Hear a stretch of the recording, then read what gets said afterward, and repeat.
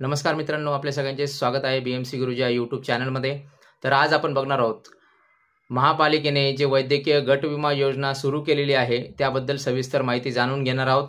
तसेच आस्थापना विभागाने पहिले जी आपली वैयक्तिक आरोग्य विमा योजना सुरू होती त्या अनुषंगाने जी 15,000 रक्कम दिलेली आहे ती आस्थापना विभागाने कशी वसूल करावी त्याविषयी सविस्तर माहिती आपण जाणून घेणार आहोत। चला तर मग सुरुवात करूया।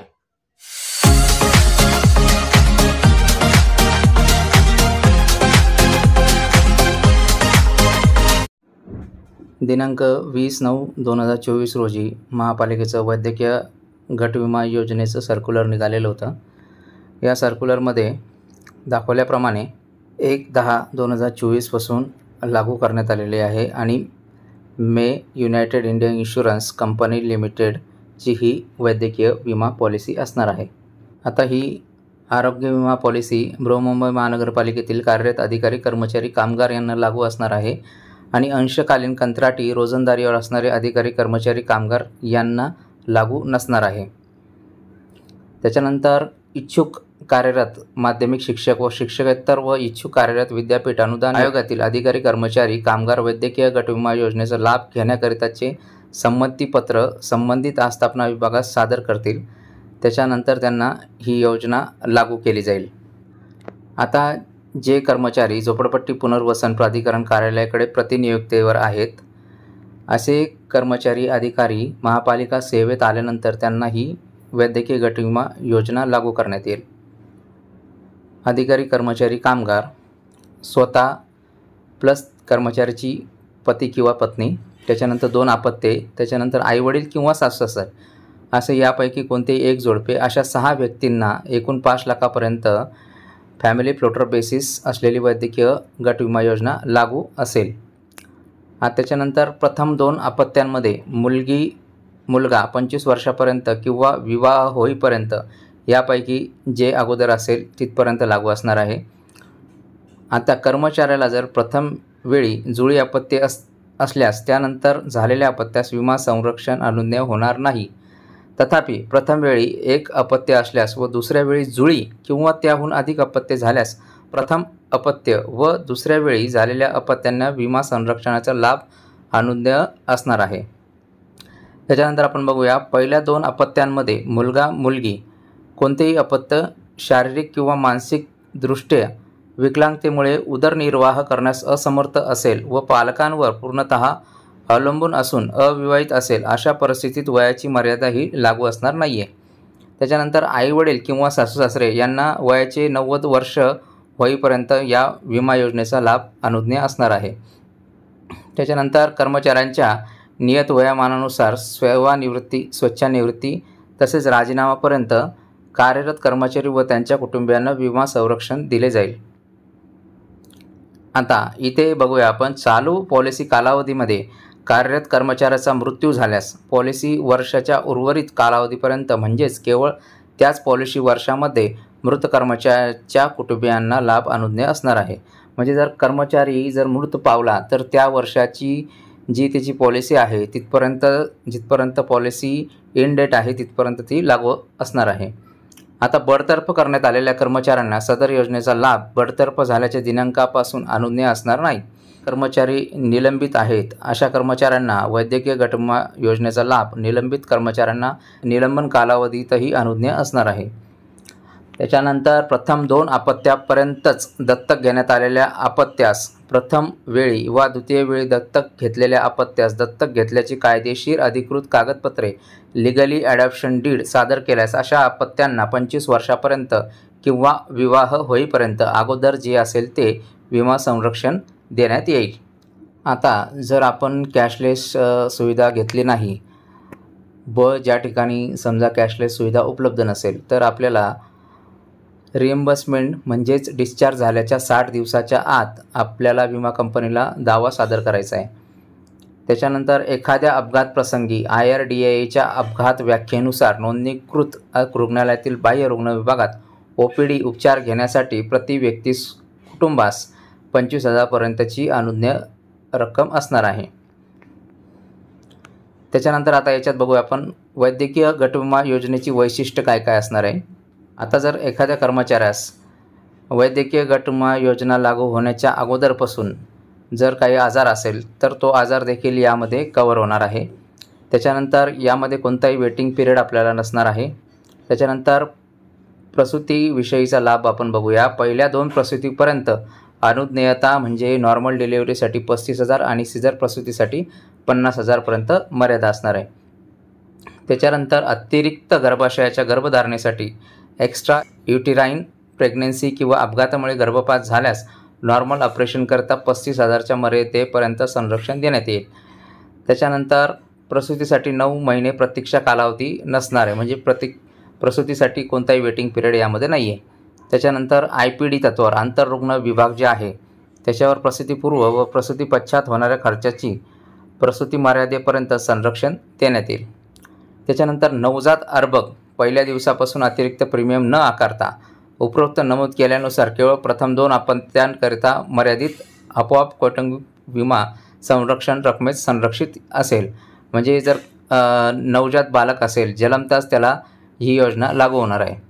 त्याच्यानंतर रुग्णालयात दाखल होण्यापूर्वी 30 दिवस पूर्वीचा आणि डिस्चार्ज नंतर 60 दिवसापर्यंतचा औषध उपचाराचा खर्च पूर्ण आपल्याला मिळणार आहे. त्याच्यानंतर रुग्णालयातील खोली भाडे नर्सिंग शुल्कासह खालीलप्रमाणे आहे. म्हणजे सर्वसाधारण कक्षासाठी संवर्ग कर्मचारी म्हणजे A कॅटेगरी कर्मचाऱ्याला 5,000 प्रति दिवस, B कॅटेगरी कर्मचाऱ्याला 4,000 प्रति दिवस व क व ड संवर्ग कर्मचाऱ्याला 3,000 प्रति दिवस असणार आहे. आता ICU व ICCU कक्षासाठी सर्व संवर्गासाठी 7,500 रुपये प्रतिदिन असणार आहे. आता हॉस्पिटलमध्ये साध्या रूमसाठी हे आपण पूर्ण प्रतिदिवस किती आपल्याला खर्च मिळणार आहे ते बघितलं.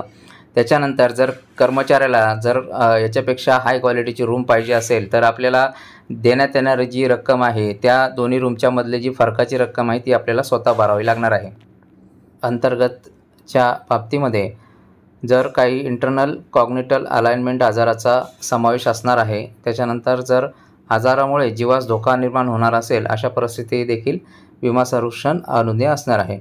आता रुग्णवाहिकेसाठी जर सामान्य रुग्णवाहिकेसाठी सेवा शुल्क 2,500 प्रति हॉस्पिटलायझेशन तसेच कार्डियाक रुग्णवाहिकेसाठी सेवा शुल्क 5,000 प्रति हॉस्पिटलायझेशन असणार आहे. आता यामध्ये जर आपली लॅसिक शस्त्रक्रिया म्हणजे डोळ्याची जर शस्त्रक्रिया किंवा उपचाराचा यामध्ये समावेश असणार आहे. त्याच्यानंतर रोबोटिक सर्जरी जर झाली तर 50% रक्कम मिळणार आहे. त्याच्यानंतर कॉक्लिअर इम्प्लांट उपचारासाठी 50% रक्कम मिळणार आहे. त्याच्यानंतर होम व्हिजिट रुग्णालय सोडल्यानंतर 60 दिवसापर्यंत फिजिओथेरपीच्या बाबतचे शुल्क समाविष्ट असणार आहे. त्याच्यानंतर ॲडजॉइंट अँड ओरल केमोथेरपी समाविष्ट असणार आहे. त्याच्यानंतर दहशतवादी आणि नक्षलवादी हल्ल्यांमुळे झालेल्या दुखापतीस तसेच साथीच्या रोगास विमा संरक्षण अनुज्ञेय असणार आहे. डे केअर प्रोसिजर समाविष्ट असणार आहे. त्याच्यानंतर IRDAच्या नियमानुसार आधुनिक तंत्रज्ञानाच्या प्रगतीमुळे करण्यात येणारे उपचार समाविष्ट असतील. त्याच्यानंतर रोखविरहित म्हणजेच कॅशलेस तसेच परतफेड म्हणजेच रिएम्बर्समेंट सुविधा समाविष्ट असणार आहे.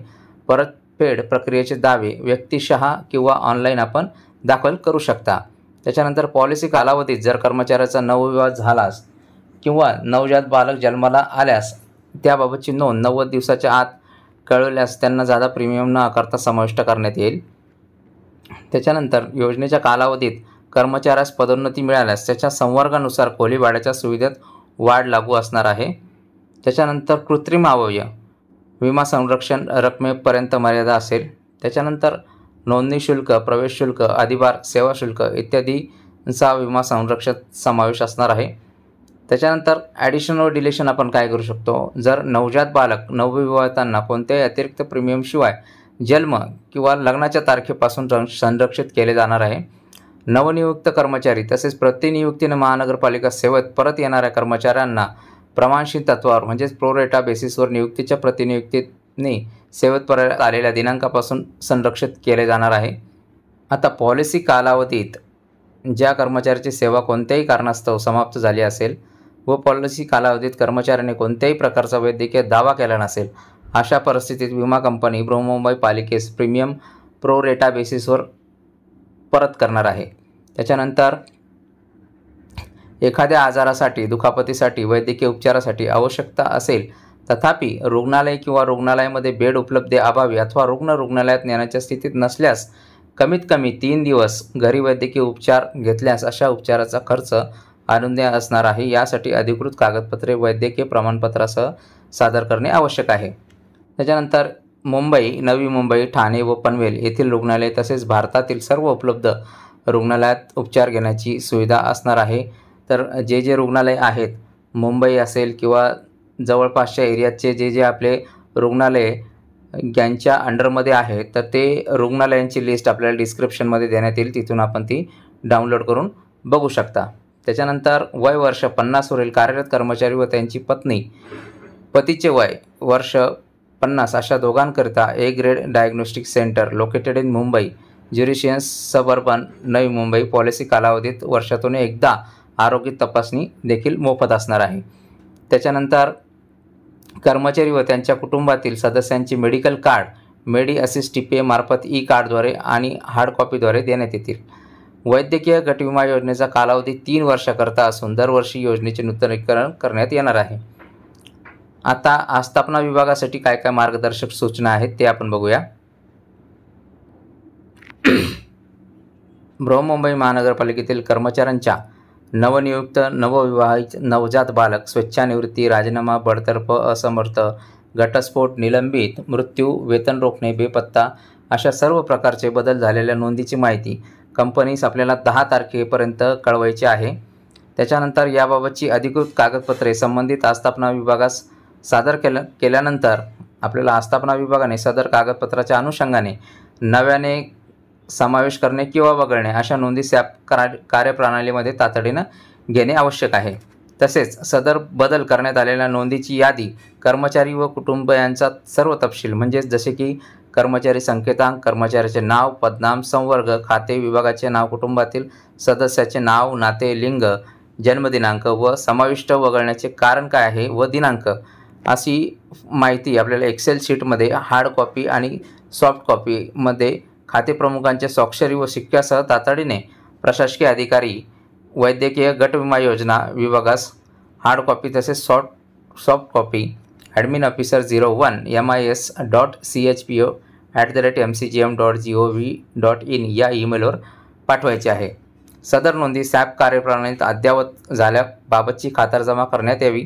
वैद्यकीय गट विमा योजना सदर अद्ययावत यादी मानव संसाधन विभागाकडून प्राप्त करून विमा कंपनीस सादर करेल, जेणेकरून कर्मचारी व त्यांचे कुटुंबीय योजनेच्या लाभापासून वंचित राहणार नाही.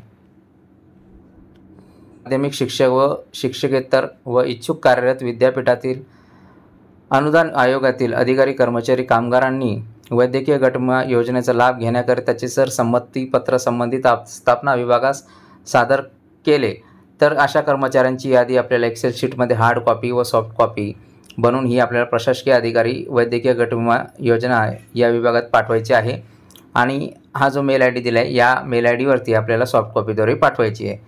त्याच्यानंतर सदर योजनेसाठी पॉलिसी कालावधीकरिता यादी प्राप्त कर्मचाऱ्यांकडून वेतनातून दरमहा 2055 18% वस्तू व सेवा करासह इतक्या प्रीमियमची वसुली सॅप कार्यप्रणालीमधून वैद्यकीय गट विमा योजना विभागामार्फत करण्यात येईल. आपण आईवडील किंवा सासू सासरे यांच्यापैकी कोणत्याही एका जोडप्यास जर आपण नामनिर्देशित म्हणजे जर आपण सॅपमध्ये नोंद घेण्याकरता दिलेलं असेल तर यामध्ये आपल्याला बदल करता येणार नाही. पण आईवडील किंवा सासू सासरे यापैकी जर कोणाचाही मृत्यू झाला तर आपण दुसऱ्या जोडप्याला नामनिर्देशित करू शकतो.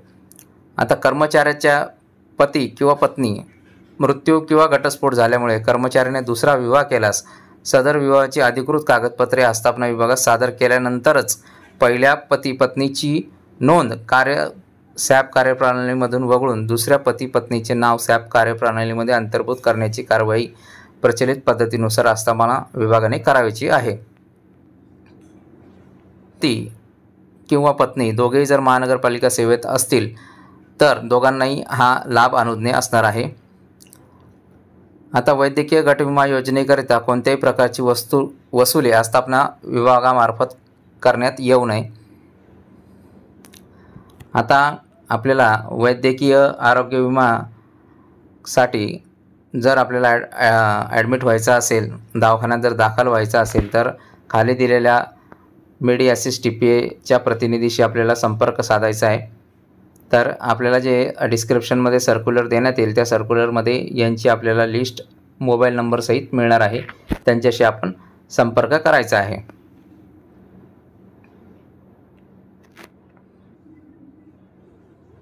आता रुग्णालयात दाखल होण्यासाठी कर्मचारी किंवा कुटुंबीय यांनी मेडी असिस्ट TPA मार्फत देण्यात आलेल्या मेडिकल कार्ड व महानगरपालिकेचं ओळखपत्र तसेच संबंधित रुग्णाचे आधार कार्ड घेऊन जाणे आवश्यक असणार आहे.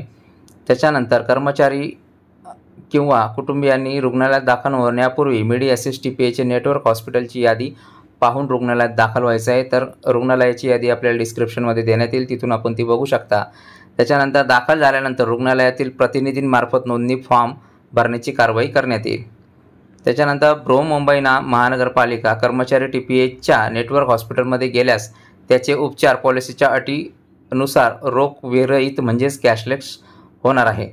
त्याच्यानंतर नॉन नेटवर्क हॉस्पिटल म्हणजे जे हॉस्पिटल यांच्या लिस्टमध्ये समाविष्ट नाही अशा हॉस्पिटलमध्ये जर कर्मचारी गेल्यास तिथे कॅशलेस उपचार घ्यावायचे असतील तर अनुक्रमांक 2मध्ये नमूद केलेल्या तक्त्यामधील संबंधित प्रतिनिधीस म्हणजेच TPA प्रतिनिधीस आपल्याला भ्रमणध्वनीद्वारे म्हणजेच मोबाईलद्वारे 48 ते 72 तासामध्ये आगाऊ विनंती करायची आहे. त्याच्यानंतर सदर प्रतिनिधींशी संपर्क न झाल्यास आपल्याला टोल फ्री क्रमांक किंवा ईमेल IDवर पण आपण संपर्क साधू शकता. त्याच्यानंतर नॉन नेटवर्क हॉस्पिटलमध्ये कॅशलेस सुविधा ही रुग्णालयाच्या ऐच्छिकतेवर अवलंबून असणार आहे. तरी मेडी असिस्ट TPA सदर रुग्णालयात रोख विरहित कॅशलेस उपचाराची व्यवस्था उपलब्ध करून देण्याचा प्रयत्न करतील. म्हणजे ज्या ठिकाणी कॅशलेस सुविधा उपलब्ध आहेत पण यांच्या हॉस्पिटलमध्ये च्या लिस्टमध्ये ते हॉस्पिटल जर येत नसेल तर आपले जे TPA प्रतिनिधी आहे ते आपल्याला कॅशलेस सुविधा उपलब्ध करून देण्याचा प्रयत्न करणार आहेत. तथापि रुग्ण दाखल झालेल्या रुग्णालयाने रोख विरहित कॅशलेस उपचाराची व्यवस्था नाकारल्यास किंवा परतफेड रिएम्बर्समेंट दाव्याकरिता कर्मचाऱ्याकडून अर्ज प्राप्त करून त्याबाबतची कारवाई करण्याकरिता TPA मार्गदर्शन आपल्याला करणार आहे. त्याच्यानंतर वैद्यकीय परतफेड रिएम्बर्समेंट दाव्याकरिता 48 तासात सूचना देणं आवश्यक राहील. म्हणजे आपल्याला कळवायचं आहे रिएम्बर्समेंट घेण्यासाठी हॉस्पिटलमध्ये आपण ॲडमिट झाल्याच्या 48 तासात आपल्याला सूचना देणे आवश्यक असणार आहे. त्याच्यानंतर दाव्याबाबतची माहिती आपल्याला TPAच्या ॲपमधून SMS WhatsAppद्वारे उपलब्ध होऊ शकेल. त्याकरिता TPAचे मोबाईल ॲप डाउनलोड करणे आवश्यक आहे. सदर ॲपवर रुग्णालयाची नेटवर्क यादी उपलब्ध आहे. परतफेड रिएम्बर्समेंट दाव्याच्या फॉर्मवर कर्मचाऱ्याचा भ्रमणध्वनी क्रमांक मोबाईल नंबर नमूद करणे आवश्यक असणार आहे. तर TPAचं ॲप जे आहे ते आपण प्ले स्टोअरवरून डाउनलोड करू शकता. ज्या दाव्यांमध्ये विमा कंपनी TPA यांना शंका असेल अशा बाबत TPAचे प्रतिनिधी रुग्णाच्या घरी किंवा रुग्णालयात जाऊन भेट देणार आहे. त्याच्यानंतर रुग्णालयातील कागदपत्रांची पडताळणी ते करणार आहे. रुग्णांच्या संबंधित कार्यालयात जाऊन कर्मचाऱ्याच्या उपस्थितीबाबतची माहिती घेणार आहे अथवा अन्य प्रकारे कारवाई करतील. आता विमा कंपनी विमाधारकास TPAद्वारे योग्य सेवा मिळत आहे याची काळजी घेईल. त्याविषयी कोणतीही तक्रार प्राप्त झाल्यास संबंधित विमा कंपनी जबाबदार राहील. तसेच विमा कंपनीबाबत कोणतीही तक्रार प्राप्त झाल्यास तसेच आर्थिक बाबीसंबंधी मतभेद झाल्यास त्याचे निराकरण करण्यासाठी सह आयुक्त किंवा उपआयुक्त साप्र यांच्या अध्यक्षतेखाली संचालक वैशी व प्ररू तसेच प्रमुख लेखापाल आयुक्त, प्रमुख कर्मचारी अधिकारी तसेच प्रमुख कामगार अधिकारी यांची समिती असणार आहे. प्रथम तक्रार आपल्याला मेडी असिस्ट TPA थर्ड पार्टी ॲडमिनिस्ट्रेटरकडे करण्यात यावी. तक्रारीचे निवारण न झाल्यास United India insurance company limited विमा कंपनीकडे तक्रार करण्यात यावी व विमा कंपनीमार्फत देखील तक्रारीचे निवारण न झाल्यास सदर तक्रार गठीत करण्यात आलेल्या समितीकडे करण्यात येऊन तक्रारीचे निवारण करण्याकरिता असलेल्या बैठकीस विमा कंपनी व TPA थर्ड पार्टी ॲडमिनिस्ट्रेटर यांचे प्रत्येक एक प्रतिनिधी उपलब्ध राहतील. आता ज्या कर्मचाऱ्यांना आगाऊ रक्कम आपण 15,000 दिलेली आहे त्या कर्मचाऱ्यांच्या बाबतीत आपल्याला जर त्या कर्मचाऱ्याने पॉलिसी काढली नसेल तर आपल्याला पूर्णचे पूर्ण 15,000 रुपये वसुली करायची आहे. आता वसुली करताना जर आपण त्याला 1 ANSने दिले असेल 15,000 तर आपल्याला 4 ANSनी आपल्याला ते कट करून घ्यायचे आहेत. त्याच्यानंतर जर कर्मचाऱ्याला आपण 15,000 रुपये दिलेले आहेत व कर्मचाऱ्याने पॉलिसी काढलेली असेल, तर पॉलिसी महानगरपालिकेची पॉलिसी म्हणजे 1/10/24 पासून ते त्याच्या पॉलिसीच्या एंड डेटपर्यंत आपल्याला कॅल्क्युलेशन करून त्याचे तेवढे पैसे आपल्याला कट करायचे आहेत. व ज्या कर्मचाऱ्यांना आपण आगाऊ रक्कम दिलेली नाही, परंतु त्या कर्मचाऱ्यांनी पॉलिसी काढलेली असेल व आपण पॉलिसीचे त्यांना 15,000 रुपये दिलेले आहेत व त्याच्यानंतर आपण लेखा अधिकारी यांच्याकडून पडताळणी देखील करून घेतलेली आहे व त्यांची जर इन डेट 1/10/24च्या पुढे जात असेल, तर तेवढ्या कालावधीचं आपल्याला परिगणन करून तेवढ्या दिवसांचे आपल्याला पैसे कट करायचे आहेत. तर ते कसं कॅल्क्युलेशन करायचं ते आपण आता बघूया. कॅल्क्युलेशन आपल्याला करताना आपण जाणार आहोत पोस्ट लिव्हमध्ये. पोस्ट लिव्हचा आपला टिकोड आहे ZP_LAPPL. आता इथे फक्त आपल्याला पोस्ट लिव्हमध्ये जाण्याचं कारण असं की आपल्याला फक्त डेज कॅल्क्युलेशन करायचे आहेत. इथे आपला कोणताही EC नंबर टाकला तरी चालेल. त्याच्यानंतर आपल्याला लिव्ह टाईपमध्ये EL/CL काही घेतलं तरी चालेल. त्याच्यानंतर इथे आपल्याला घेताना सर्क्युलरची म्हणजेच गट विमा लागू झाल्याची तारीख म्हणजेच 1/10/24 घ्यायची आहे. त्याच्यानंतर इथे आपल्याला कर्मचाऱ्याची पॉलिसीची एंड डेट टाकायची आहे. त्याच्यानंतर इथे आपल्याला रिझन कोडमध्ये 25 टाकायचं आहे. त्याच्यानंतर एंटर केल्यावरती आपले लिव्ह डेज कॅल्क्युलेट होऊन आपल्याला येणार आहेत. तर हे लिव्ह डेज आपल्याला कॅल्क्युलेट होऊन आलेले आहेत.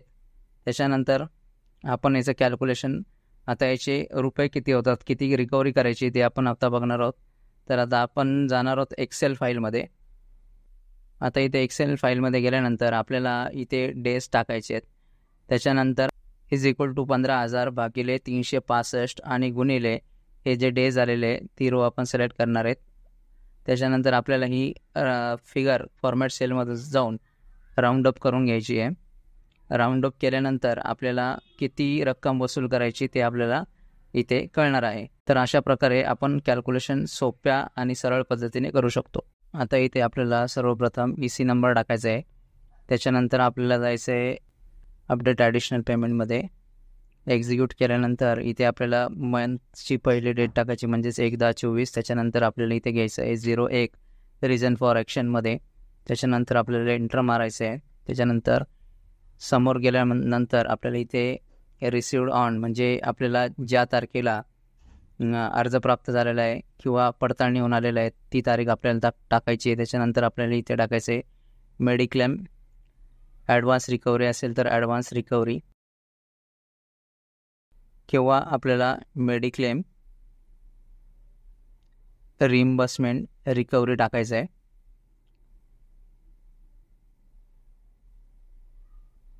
त्याच्यानंतर खालच्या लाईनमध्ये डॉट सेव्ह करायचं आहे.